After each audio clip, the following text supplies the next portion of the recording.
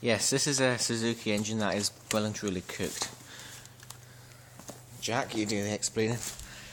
Basically, it's got very, very hot, and it smells like... It doesn't smell pleasant, would be a nice way of putting it. Yeah. But... What? It's got water in the pistons. Which What kind of carnage has gone in inside this?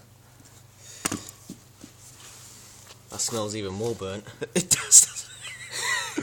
That smells disgusting. Yeah. That looks very warped, even just to the naked eye. Hmm.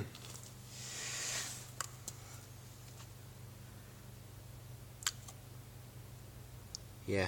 Yeah, that's very burnt. And if you look... Clutch is still good though. Yes.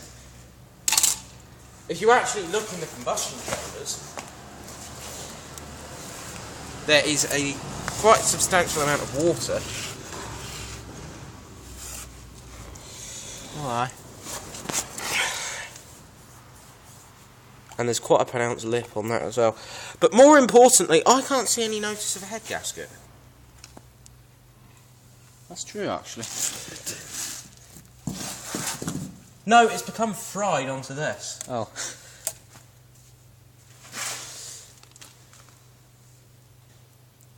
That has got a very, very... If you look around all of these, that's all blocked. Well, it's blowing in between the... Ah. Bloody hell. It's definitely had a meltdown on this engine, hence the reason we changed it.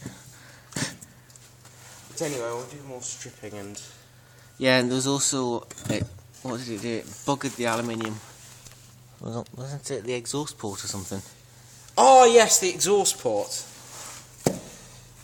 There. Yeah. Completely white and all that. The valve's white as well. Yeah. There's been some serious heat in there. Yes. Hmm.